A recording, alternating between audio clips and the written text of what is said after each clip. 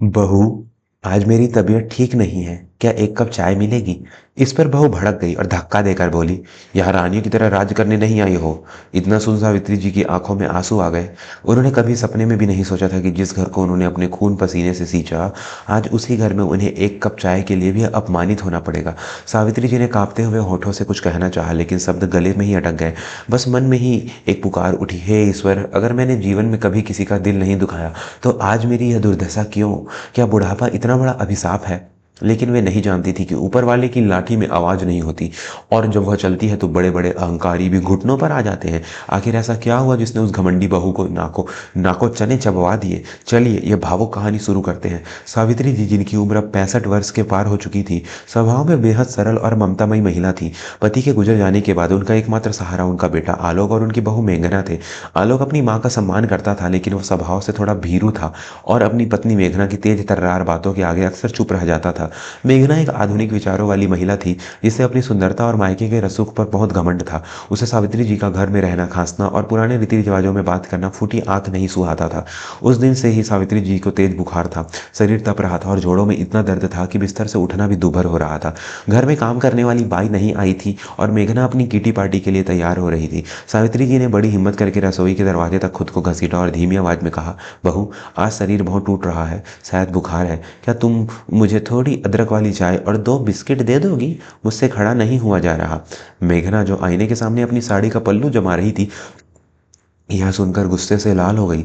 उसने पलटकर सावित्री जी को ऐसे देखा जैसे उन्होंने कोई गुनाह कर दिया हो। वह तमतमाते हुए बोली, अरे वाह माता जी, सुबह सुबह शुरू हो गया आपका नाटक। अभी मुझे पार्टी में जाना है, मेरी सहेलियां इंतजार कर रही और यहाँ आपको चाय की पड़ी है। मैंने क्या यहाँ नौकरानी का काम करने के लिए शादी की थी? अगर बीमार हो तो चुपचाप पड़ी रहो, जब मैं आऊंगी तब देखूंगी। सावित्री जी की आंखों से आंसू बह निकले। उन्होंने रुंधे गले से कहा, बेटी, मैं नाटक नहीं कर रही, सच में चक्कर आ रहे हैं। अगर आलोक होता तो? आलोक का नाम सुनते ही मेघना का पारा 7वें आसमान पर चढ़ गया। वह झपट कर पास आई और सावित्री जी के कंधे को झोड़ते हुए चिल्लाई, आलोक, आलोक, किरट लगाना बंद करो। वो ऑफिस गया है कमाने, ताकि तुम यहाँ बैठकर मुफ्त की रोटियां तोड़ सको। इस घर में रहना है तो अपनी बीमारी का रोना बंद करो और सुन लो, आज शाम को मेरे मायके से मेहमान आ रहे हैं। घर का सारा राशन व्यवस्थित कर देना और खाना बना देना। अगर शाम तक काम नहीं हो तो मुझसे बुरा कोई नहीं होगा। यह कहकर मेघना पैर पटकती हुई घर से निकल गई। सावित्री जी वहीं चौखट पर बैठकर रोती रही। बुखार से तपते शरीर के साथ उन्होंने जैसे तैसे उठकर पानी पिया। मन ही मन उन्होंने अपने स्वर्गीय पति की तस्वीर को नमन किया और सोचा, शायद यही मेरे कर्मों का फल है। दोस्तों, कहानी में एक बहुत बड़ा रोंगटे खड़े कर देने वाला मोड़ आने वाला है, लेकिन उससे पहले अगर आप भी मानते हैं कि माँ बाप की सेवा ही सबसे बड़ा धर्म है, तो हाँ भाई, हमारे चैनल को सब्सक्राइब कर लें और घंटी का बटन दबाना न भूलें। शाम हुई, मेघना पार्टी से लौटी और देखा कि सावित्री जी रसोई में बेसुध पड़ी हैं। खाना तो दूर, सब्जी तक नहीं कटी थी। मेहमानों के आने में बस 1 घंटा बाकी था। मेघना ने आव देखा न ताव, पास रखा पानी का जग उठाया और बेहोश पड़ी सास के मुंह पर दे मारा। सावित्री जी हड़बड़ा कर उठी। मेघना ने चीखते हुए कहा, काम चोर कहीं की, सो रही हो? अब मेहमानों के सामने मेरी नाक कटेगी, निकल जाओ इस घर से। आज मैं फैसला करके रहूंगी। उसी वक्त आलोक ऑफिस से घर में दाखिल हुआ। घर का माहौल देखकर वह सहम गया। मेघना ने आलोक को देखते ही अपना पैतरा बदला और रोने का नाटक करने लगी। वह मगरमच्छ के आंसू बहाते हुए बोली, आलोक, देखो ना, मैंने माँ जी से कहा था मेरी तबीयत ठीक नहीं है, थोड़ा आराम कर लूँ, तो इन्होंने मुझे गालियाँ दी। और तो और आज मैंने देखा कि ये मेरी अलमारी से मेरे सोने के कंगन निकाल रही थी। जब मैंने रोका तो नाटक करके गिर पड़ी। सावित्री जी सन्न रह गई। चोरी का इल्जाम, वह भी अपनी ही बहू द्वारा।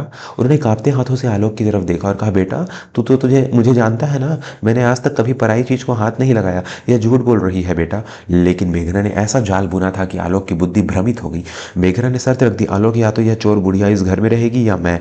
अगर आज ये घर से नहीं गई तो मैं अभी अपनी नब्ज काट लूंगी। पत्नी के मोह और ब्लैकमेल के आगे बेटा हार गया। उसने नजरें झुकाकर अपनी माँ से कहा, माँ, शायद तुम कुछ दिन के लिए बुआ जी के घर या कहीं और चली जाओ। घर में रोज रोज का कलेश अब मुझसे बर्दाश्त नहीं होता। बेटे के मुंह से यह सुनकर सावित्री जी का कलेजा फट गया। जिस बेटे को उन्होंने अपनी छाती से लगाकर पाला, आज वह उन्हें बेघर कर रहा था। उन्होंने अपनी पुरानी संदूक से सिर्फ 2 साड़ियां और अपने पति की एक छोटी सी तस्वीर निकाली। जाते जाते उन्होंने पलटकर मेघना से कुछ नहीं कहा, बस इतना बोली, बहू, भगवान तुम्हें सदा सुखी रखे, पर याद रखना, समय का पहिया घूमता जरूर है। आज मैं जा रही हूँ, लेकिन मेरा ईश्वर सब देख रहा है। सावित्री जी घर से निकल गई और शहर के एक पुराने वृद्धाश्रम में शरण ली। वहां की सूखी रोटी भी उन्हें घर के अपमानित पकवानों से बेहतर लगी। उन्होंने खुद को ईश्वर की भक्ति में लीन कर लिया। इधर घर में मेघना बहुत खुश थी। कबाब में हड्डी जा चुकी थी। जब पूरे घर पर उसका एक छत्र राज था, उसने आलोक को भी अपनी उंगलियों पर नचाना शुरू कर दिया। लेकिन कहते हैं ना, पाप का घड़ा भरते देर नहीं लगती। सावित्री जी के जाने के ठीक 6 महीने बाद की बात है। मेघना अपने घर में दिवाली की सफाई करवा रही थी। वह सीढ़ी पर चढ़कर उसे झूमर को साफ कर रही थी, क्योंकि उसे नौकरों के काम पर भरोसा नहीं था। अचानक उसका पैर फिसला, एक चीख गूंजी और मेघना धड़ाम से संगमरमर के फर्श पर आ गिरी। उसकी रीढ़ की हड्डी में एक जोरदार कटक की आवाज हुई। आलोक उसे तुरंत अस्पताल ले गया। डॉक्टरों ने जो बताया उसे सुनकर मेघना और आलोक के पैरों तले जमीन खिसक गई। डॉक्टर ने गंभीर स्वर में कहा, मिस्टर आलोक, आपकी पत्नी की रीढ़ की हड्डी में गंभीर चोट आई है। इनका शरीर कमर से नीचे पूरी तरह लकवाग्रस्त, पैरालाइज्ड हो गया है। अभी अपने पैरों पर कभी खड़ी नहीं हो पाएंगी। उन्हें ताउम्र बिस्तर पर ही रहना होगा और हर छोटे बड़े काम के लिए किसी के सहारे की जरूरत होगी। मेघना, जो अपनी चाल और खूबसूरती पर इचराती थी, अब एक जिंदा लाश बनकर बिस्तर पर पड़ी थी। शुरुआत में आलोक ने घर में नर्स रखी, लेकिन मेघना का स्वभाव इतना चिड़चिड़ा था और बदतमीज हो गया था कि कोई भी नर्स 2 दिन से ज्यादा नहीं टिकती। मेघना अपनी बेबसी पर चीखती चिल्लाती और चीजें फेंकती, गंदगी में पड़ी रहती, लेकिन उसे साफ करने वाला कोई ना था। वह प्यास से तड़पती रहती, लेकिन पानी का गिलास उठाने की ताकत उसमें नहीं थी। उसे अब हर पल सावित्री जी की याद आने लगी। उसे याद आया कि कैसे उसने बीमार सास को पानी तक नहीं दिया था। आज वही प्यास उसे तड़पा रहा है। कहानी अपने अंजाम की ओर बढ़ रही है। दोस्तों, क्या मेघना को माफी मिलेगी? क्या सावित्री जी वापस आएंगी? यह जानने से पहले अगर आप भी मानते हैं कि जैसी करनी वैसी ही भरनी, तो वीडियो को लाइक जरूर करें और चैनल को अभी सब्सक्राइब कर लें। एक दिन आलोक घर में मेघना की दवाइयां ढूंढ रहा था। तभी अलमारी के सबसे ऊपर और खुफिया दराज में उसे एक लाल मखमली डब्बा मिला। उसने उसे खोला तो दंग रह गया। उसमें वही सोने के कंगन थे जिसकी चोरी का इल्जाम मेघना ने मां पर लगाया था। सच्चाई सामने आती ही आलोक आत्मग्लानि से भर गया। वह जमीन पर वही बैठकर फूट फूट कर रोने लगा। हे भगवान, मैंने अपनी निर्दोष माँ को एक झूठी औरत के लिए घर से निकाल दिया। मैंने घोर पाप किया है। उसी वक्त वह उठा और पागलों की तरफ वृद्धाश्रम की ओर भागा। वहां पहुंचकर उसने देखा कि सावित्री जी एक पेड़ के नीचे बैठकर माला जप रही थी। आलोक दौड़कर उनके चरणों में गिर पड़ा और बच्चों की तरह रोने लगा। माँ, मुझे माफ कर दे माँ, मैं अंधा हो गया था। मैंने तेरे साथ बहुत गलत किया। घर चल माँ, मुझे तेरी बहुत जरूरत है। सावित्री जी ने बेटे को उठाया और गले से लगा लिया। माँ का दिल तो सागर होता है, उसमें खटास के लिए कोई जगह नहीं होती। सब सावित्री जी घर लौटी तो घर की हालत नरक जैसी थी। बदबू और गंदगी का अंबार था। वे सीधे मेघना के कमरे में गई। मेघना बिस्तर पर पड़ी छत को घूर रही थी। उसकी हालत दयनीय थी। बाल बिखरे हुए, शरीर कमजोर और आंखों में भय। सावित्री जी को देखते ही मेघना की आंखों में आंसुओं का सैलाब फूट पड़ा। उसे लगा कि अब सास उसे ताने मारेगी, बदला लेगी, लेकिन सावित्री जी ने कुछ ऐसा नहीं किया। उन्होंने चुपचाप एक बाल्टी पानी लिया, मेघना का शरीर पोंछा, उसके गंदे कपड़े बदले और अपने हाथों से उसे ही खिचड़ी खिलाई। मेघना के मुंह का हर निवाला उसे कांटों सा चुभ रहा था। जब सावित्री जी उसके सिर पर हाथ फेर कर जाने लगी तो मेघना ने सिसकते हुए उनका हाथ पकड़ लिया। वह मुश्किल से बोली, माँ जी, मैंने आपको जान से मारने की कोशिश की, आपको चोर कहा, आपको घर से निकाला, फिर भी आप मुझे मार क्यों नहीं देती? मैं इसी लायक हूँ। सावित्री जी ने उसकी आंखों में देखा और शांत स्वर में कहा, बेटी, तूने जो किया वह तेरा कर्म था और आज मैं जो कर रही हूँ वह मेरा धर्म है। इंसान बदला लेता है, नहीं माफ करके बड़ा बनता है। भगवान ने तुझे सजा दे दी है, अब मैं तुझे और क्या कहूँ? बस अब से अपने मन का मैल धो दो। उस दिन के बाद से घर बदल गया। सावित्री जी ने पूरी ममता से मेघना की सेवा की। मेघना जो अब चल नहीं सकती थी, उसका अहंकार पूरी तरह टूट चुका था।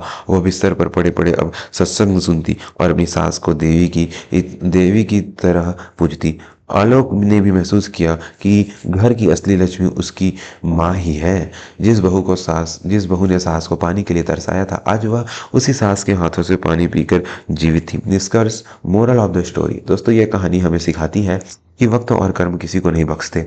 जब हम किसी लाचार या बुजुर्ग को अपमान करते हैं तो हम अपनी ही किस्मत में कांटे बो रहे होते हैं। घर के बड़े बुजुर्ग हमारे घर की छत होते हैं, उन्हें बोझ ना समझे, क्योंकि जब छत गिरती है तो मलबे में दबना हमें ही पड़ता है। आपको यह कहानी कैसी लगी? क्या सावित्री जी का मेघना को माफ करना सही था? अपनी राय हमें कमेंट करके जरूर बताएं। ऐसी ही दिल को छू लेने वाली पारिवारिक कहानियों के लिए हमारे चैनल को सब्सक्राइब करें और वीडियो को अपने दोस्तों और परिवार के साथ शेयर करें, जरूर करें। मिलते हैं अगली कहानी में, तब तक के लिए राम राम।